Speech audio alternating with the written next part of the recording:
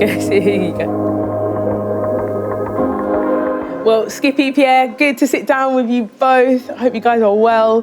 We're talking about mental health or mental well-being today, just about, how some tools maybe that you guys have kind of brought along the way. And Skippy, I'll start with you, being a young academy recruit. But tell us, how did you have to transition, and what tools did you use to kind of work through the different stages from kind of going from just being, I'm Oliver Skipp to, oh my gosh, Oliver Skipp, Spurs midfielder. Tell us what you went through and how you dealt with that. No, it's nice when you see people, especially when you go to areas where you've grown up in and you still see people that, I went to school with, and you come and have a chat with that, or people that you've known from a very young age. So it's not too crazy for me. I mean, for other players, probably like Harry, Sonny, it can be a bit crazy, but for me, it's very nice. I'm always happy to stop and to speak to fans. That's brilliant. And what's your relationship, and this is to you as well, Pierre, what's your relationship with social media? Are you quite, let's use it and engage with it, or, because obviously we do know that it can be a bit of a whirlwind and can suck you in, but how have you both managed social media as you've kind of come into the professional game? Just for me, I'm not massive on it. I'll go on it, I'll post a picture here and there, but it's not something I'm actively on posting, but I'm not one to read loads of comments because I feel like, how football is, 1 minute everyone loves you, next minute. So no, it's something that I engage with, but try not to spend my whole life on there. I think that's really helpful. And how about you, Pierre? How do you engage with social media, being a professional? I think as the year goes on, it's obviously a bigger and bigger thing, but also I think what is important is some sort of platform where you can make the fans feel like they get to know you, or you pay the support back in terms of saying thank you, or sharing the enjoying moments, or the joy. Yeah. These kind of things, so you can really use it in a positive way, and that's what I try to do. I try to give back to people, sometimes try to show them a little bit who I am, but obviously also I think as many, let's say, football players are, you'd like to keep certain things a bit private. Brilliant. And so you both talk about support. Skippy, you're just saying it's nice to see, people from school, and obviously you're talking about Pierre, people in your comment section. I guess, you guys have you play for Tottenham Hotspur, this is no small club. How work through that? have you had to put boundaries in place to just, in terms of how people interact, or, what tools have you had to use to make sure that you kind of enjoy the journey but not get too sucked up in the journey? When you first come, play for the first team, very exciting, and you tend to probably read more stuff than as you get older, go on through the journey. So I think for me, just it's nice to see fans' comments. I love seeing that, but sometimes just keeping back from certain things, just to not protect yourself, to make sure that you're only seeing what's helpful for you. I think it is about protecting yourself. To protect yourselves in terms of, you don't need to see a million comments about who's doing this, who's doing that. Obviously, again, we're talking about mental health. I guess Skippy is kind of a little bit relevant to you right now, but how do you deal with when you're injured?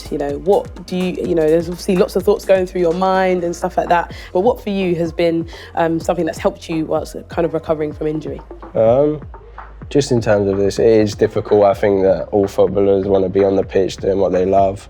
But no, it often, I've found this time it's given you a little chance to look back on what you've done so far in the season. So it's been nice in terms of that, because when you've got games every 3 days, you don't get that chance. So just tried to use this time to look back, but I'm not gonna lie, it is very frustrating. Of course. You're desperate to get back on the pitch, but for me, I've been doing some upper body, so because maybe I couldn't have done as much during the season. So just other little things that you can do to try and improve yourself while you are injured. But also talking to your family, seeing your family, that helps you get through it 100%. That's great. And how about you, Pierre? For a young player who's injured, what would, Skippy spoke about, like looking back on what you've done, which is obviously really good reflection, is really important. What would you say is a good tool to use for a young person who's dealing with injury? I think for me, it's two things. One thing is always to work on improvement, because just because you can't kick the ball doesn't mean you can't improve, which means you can improve in diet aspect, living style aspect, gym aspect, preparing your body, all this kind of aspect in terms of when you get back, you are not only as good, but maybe further than when you got the setback. And the second thing for me is that I think it's always important that just because you at the moment are injured, or you are not able to play, or you are not involved in the games by many different reasons, doesn't mean your life is not good. You understand? Like really I understand that we are often measured by 90 minutes every week, but you are more than 90 minutes every Saturday, or 90 minutes every Tuesday, Saturday, Wednesday, Sunday. You are the person that you present to the world every single day. So I think you both raised brilliant points on that in terms of more than just the game. Obviously we all love football, don't we?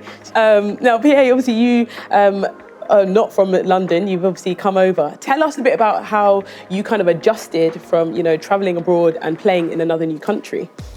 How you say? I always said that when you get abroad, away from home, your values always gets more dominant. Because when you are feeling a little bit uncomfortable or in a new phase in your life, you try to hold on to things that you know really well. And this is in the end maybe your values, So for me it was always about keeping the values that I have as a person, as a sportsman, but still adapting as a human being to the different environments, to the different languages. And probably the thing that I was creating most positive experiences with was to be curious. Always to be curious on the culture, on the improvement around you, and let's say the next level. Always curious to see what another country has to give. And in the end, I think also we are privileged, because we are able to play in front of so many fans, to travel the world by doing what we love. I like it, Pierre. You have a very good perspective on this. Yeah, but when you get two kids and you sort of start to realize things a bit, you learn to adapt, but also learn to stay a bit more neutral in good and difficult moments. Yeah. That leads me nicely just to wrap this up about support systems. You talk about your family, but not just maybe your partner, but friends and family. How important, just a line just from both of you, is it to have good support systems when you're in this job playing at such an elite level of football? For me, I think it's crucial. I think I've spoken about it before, but I still got the same friends that I went to school with, and they just give me, it's nice that they're outside of football, just a different perspective. They're still, I don't know, like I'll give the ball away, they'll be in the group chat, something like that. And it's nice to come have that more real life as such. Brilliant. And you to end, Pierre, how important is support systems for you in this level of football? I think it's what Skippy says. I think it's everything, because I have experienced to be in this environment alone, living in my house alone, nobody at home, coming home, empty rooms, And now I'm experiencing with 2 kids, a wife, family at home. So for me, the best is to come home and there's somebody in the house that sees you as the person and not the football player, Although I love the game, you need to have people that sees you just as who you are, because this gives you this great balance that we all need. Brilliant, I love that. Well, both of you, thank you so much for sharing your thoughts today.